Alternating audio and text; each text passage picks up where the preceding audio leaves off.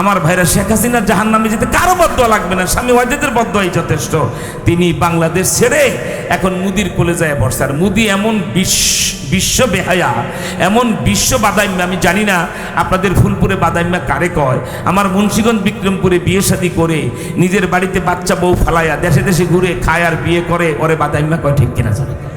বউ বাচ্চার খবর নাই, খায় আর ঘুরে আর দেশে দেশে বিয়ে শাদী করে, তাকে বলে বাদাইম্যা। বর্তমান পৃথিবীর সবচেয়ে বড় বাদাইম্যা হলো ভারতের প্রধানমন্ত্রী সন্ত্রাসী মোদি। এই মালাউনের বাচ্চায় 18 বছর বয়সে যেই বেরিয়ে বিয়ে করছে, 3 দিন পরে বউ থুয়া পালাইছে। এখন একটা রাষ্ট্রের প্রধানমন্ত্রী হয়ে গেছে, তারপরও বউ তার বাড়িতে উঠায় নাই। বেরিয়ে প্রতিদিন স্বামীর পূজা করে, দেখবেন এখন ফেসবুকে মাঝে মাঝে আছে, ঠিক কিনা বলে? এত বড় নিষ্ঠুর।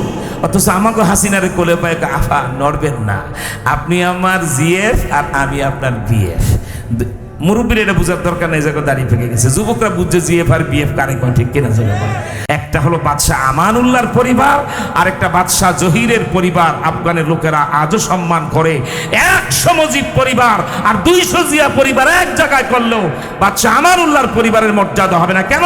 ওই বাদশাহ আমানুল্লাহর জমানা থেকে বাদশাহ আমানুল্লাহ ফরমান জারি করেছেন, যদি কোনো রাস্তায় প্রমাণ হয় এই লোকটা কাদিয়ানি, তার মামলা মোকদ্দমা লাগবে না, গ্রেফতার লাগবে, ওই অবস্থায় গুলি করে ফেলে দিবা। আল্লাহু আকবার, আল্লাহু আকবার, আল্লাহু আকবার।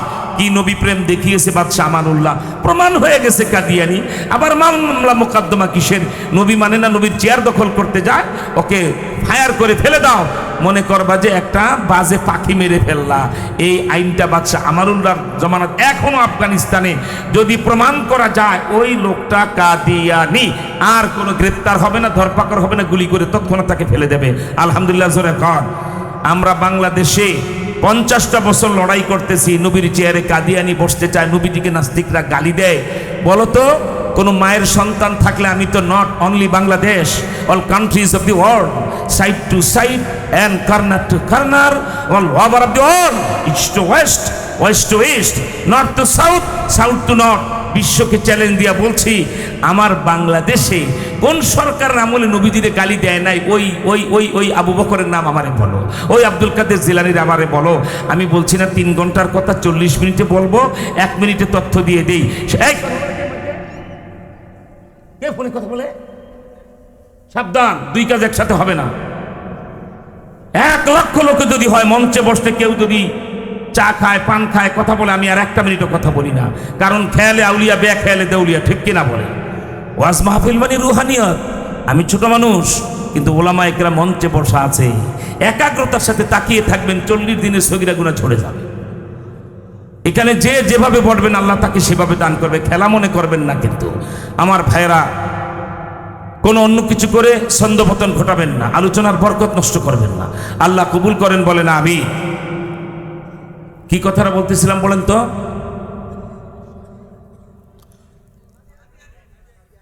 কাদিয়ানি।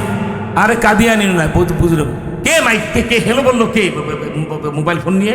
এ কমন সেন্স করুন। হ্যাঁ, আমি বলছি এমন একটা সরকার নাম যদি বলতে পারো, নগদ 1 লাখ টাকা পুরস্কার। হুজুর, অমুক গভর্নমেন্টের আমলে বাংলাদেশে নবীজিকে গালি দেয় নাই, আমি তোমার প্রমাণ করে দেই, আর আমার দলিল নিয়ে এখনই বাংলাদেশের যে কোনো জায়গায় চলে যাও, যাই তুমি প্রমাণ নিয়ে আসো। শেখ মুজিব যখন রাষ্ট্রপতি হলো প্রথম বাংলাদেশ, ঠিক কিনা বলেন? শেখ মুজিবের আমলে মালাউনের বাচ্চা, বিশ্ব সন্ত্রাসী, বেয়াদব, নাস্তিক, আপনারা জানেন শেখ মুজিবের আমলে দাউদ হায়দার কবিতা লিখে নবীজিকে গালি দিল। হাফিজ হুজুর আর আল্লাহ মামুল হক সাহেবের আব্বার শেখুল হাদিস আল্লামা আজিজুল হক সাহেব বাংলার ইমাম বুখারী, ঠিক কিনা জোরে কন? এই ছাত্র শিক্ষকের স্বাক্ষরে শেখ মুজিবের কাছে স্মারকলিপি গেল যে নবীজিকে গালি দিয়েছে, আপনি তাকে ফাঁসি দেন। শেখ মুজিব তারে ফাঁসি দেয় নাই। তার শেখ মুজিবের আমলে কবি দাউদ হায়দার নবীজিকে গালি দিল, বিচার হয় নাই। জিয়াউর রহমানের আমলে, জিয়াউর রহমান ব্যক্তিগতভাবে বেশি ভালো মানুষ, বিসমিল্লাহ সংবিধানে লিখে আমাদের রাষ্ট্রের পরিচয়টা ঠিক করে দিয়েছেন। যেখানে শেখ মুজিব ধর্মনিরপেক্ষতা বসিয়েছিল, সেখানে জিয়াউর রহমান, হাফিজ হুজুর আর শেখুল হাদিস সাহেব আর সরসিনার পীর সাহেবের পরামর্শে বাংলাদেশের রাষ্ট্রীয় সকল কর্মকাণ্ডের ভিত্তি হবে এক আল্লাহর উপর আস্থা ও বিশ্বাস সংবিধানে সংযোজন করেছিলেন, ঠিক কিনা জোরা বলেন?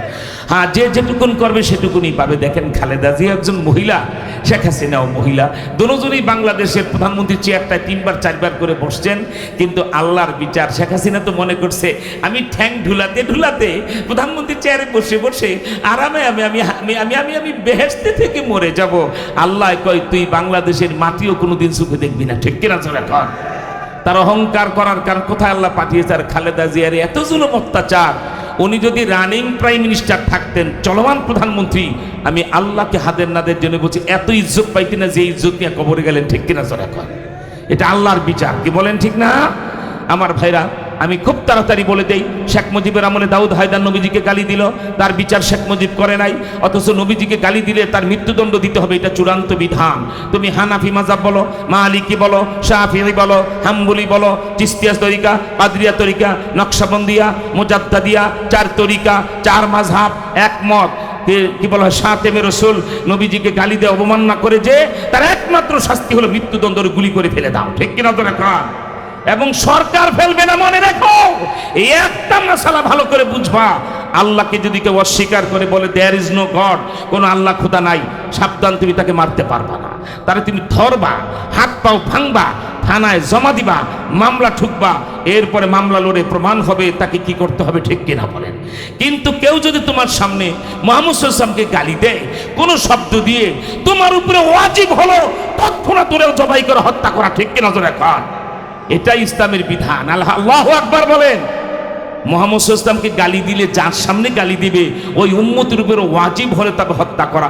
যদি হত্যা করার শক্তি না থাকে তাহলে তুমি পরিকল্পনা করবা কাদেরকে জানাইলে ওরে হত্যা করা যাবে, তাদেরকে জানাইবা, পরিকল্পনা করবা, অস্ত্র বানাইবা, যুদ্ধা বানাইবা, এরপরে তার উপরে হামলা করবা, ঠিক কিনা তোরা কর। কিন্তু আমার ভাইরা, সেই মুহাম্মদ সাল্লাল্লাহু আলাইহি ওয়াসাল্লামকে কি বলে শেখ মুজিবের আমলে দাউদ হায়দার গালি দিল, শেখ মুজিব তার বিচার করে নাই। জিয়ার আমলে হামদ শরীফ বলল দেয়ার ইজ নো গড, কোন আল্লাহ খোদা নাই, Mohammad is bad leader, Mohammad খারাপ নেতা, তার বিচার জিয়া করে নাই। এরশাদের আমলে 9 বছর কবির চৌধুরী শামসুর রহমান, ঢাকায় ফজরের আজান, আপনিও যদি কালকে রাতে ঢাকায় যায় থাকেন, ফজরের সময় আপনার মনে হবে হাসরের ময়দান কায়েম হয়ে গেছে, ঠিক কিনা জোরে বলেন। ঢাকার 7,000 মসজিদে একসাথে যখন বলে আসসালাতু খায়রুম মিনান নাওম, কোটি কোটি মানুষ লাফায় উঠে ঘুম থেকে নামাজের জন্য, ঠিক কিনা জোরে বলেন। আমার ঢাকা এত বড় মর্যাদার ঢাকা, যেই ঢাকাকে শেখ হাসিনা এই ফ্যাসিস্ট, এ নাফরমান, এ লেডি কিলার, এ বদমাশ, বিশ্ব সন্ত্রাসী, এখন বিশ্ব ব্যবসা, এটা ঠিক কিনা বলে। স্বামী ওয়াজেদের শেখ হাসিনার জাহান্নামে যেতে নুরানি হুজুরান মামুন লোকসভার বদদোয়া দরকার নাই, স্বামী ওয়াজেদের বদদোয়াই যথেষ্ট, ঠিক কিনা জোরে খান। আমার ভাইরা, শেখ হাসিনার জাহান্নামে যেতে কারো বদদোয়া লাগবে না, স্বামী ওয়াজেদের বদদোয়াই যথেষ্ট। তিনি বাংলাদেশ ছেড়ে এখন মুদির কোলে যায় বসে। আর মুদি এমন বিশ্ব বেহায়া, এমন বিশ্ব বাদাইম্যা, আমি জানি না আপনাদের ফুলপুরে বাদাইম্যা কারে কয়। আমার মুন্সিগঞ্জ বিক্রমপুরে বিয়ে শাদী করে নিজের বাড়িতে বাচ্চা বউ ফালাইয়া দেশে দেশে ঘুরে খায় আর বিয়ে করে, ওরে বাদাইম্যা কয়, ঠিক কিনা চলে। বউ বাচ্চার খবর নাই, খায় আর ঘুরে আর দেশে দেশে বিয়ে শাদী করে, তাকে বলে বাদাইম্যা। বর্তমান পৃথিবীর সবচেয়ে বড় বাদাইম্যা হলো ভারতের প্রধানমন্ত্রী সন্ত্রাসী মোদি। এই মালাউনের বাচ্চায় 18 বছর বয়সে যেই বেরিয়ে বিয়ে করছে, 3 দিন পরে বউ থুইয়া পালাইছে। এখন একটা রাষ্ট্রের প্রধানমন্ত্রী হয়ে গেছে, তারপরও বউ তার বাড়িতে উঠায় নাই, বেরি প্রতিদিন স্বামীর পূজা করে, দেখবেন এখন ফেসবুকে মাঝে মাঝে আছে, ঠিক কিনা বলে। এত বড় নিষ্ঠুর। অথচ আমাকে হাসিনারে কোলে পায়, আফা নড়বেন না, আপনি আমার জিএফ আর আমি আপনার বিএফ। মুরব্বীর এটা বুঝার দরকার নেই, জায়গায় দাঁড়িয়ে ফেঁকে গেছে। যুবকরা বুঝছে জিএফ আর বিএফ কারে কোন, ঠিক কিনা চলে বলে। আপনাদের বুঝার দরকার নাই তো, এক পাও কবর এক পাও দুনিয়াতে, বিএফ জিএফ বুঝে আপনার লাভটা হবে কি? যুবকদের বুঝার দরকার। আর যুবকদেরকে বলবো সাবধান, বিয়ের আগে বিএফও চলবে না, জিএফও চলবে না, দুটোটাই হারাম, ঠিক কিনা বলে। হ্যাঁ, বিয়ে যখন কবুল বলবা, ইজাব কবুল হবে, তখন তুমি জিএফ বানাও, বিএফ বানাও, ময়না পাখি, চাতক পাখি, যা বানাও সব জায়গা ঠিক কিনা বলে। বিয়ের আগে কিন্তু চলবে না, ঠিক আছে না? আমার ভাইয়েরা, নির্লজ্জ বেহায়ার মতো ভারতের গোটা রাষ্ট্র তার বিরুদ্ধে চলে গেছে। ধন্যবাদ জানাই গান্ধী পরিবারের সূর্য সন্তান, ভারতের লিডার অব দ্য অপোজিশন, বিরোধী দলীয় নেতা কে বলা হয় রাহুল গান্ধীকে, সে পর্যন্ত পার্লামেন্টে প্রধানমন্ত্রী মোদীকে বলেছে, আপনি কার পরামর্শে শেখ হাসিনাকে ভারতে রেখেছেন? আমরা একজন খুনিকে, সন্ত্রাসীকে কেন আশ্রয় দেব? এবং আরেকটা কথা সে বলেছে, একটা মানুষের জন্য একটা রাষ্ট্রের সাথে সম্পর্ক আমরা খারাপ করতে পারবো না, মানে বাংলাদেশের সাথে সম্পর্ক আমরা খারাপ করতে চাই না। এরপরে নির্লজ্জ বেহায়া নিজের বউরে প্রধানমন্ত্রীর বাসভবনে জায়গা দেয় না, আর শেখ হাসিনারে কোলে নিয়ে আপা আপনি নড়বেন না, আমি আর আপনি ঠিক থাকবি, সব ঠিক। নাউজুবিল্লাহ বলেন। আমার বাড়ি এই বিশ্ব বাদাইম্যা।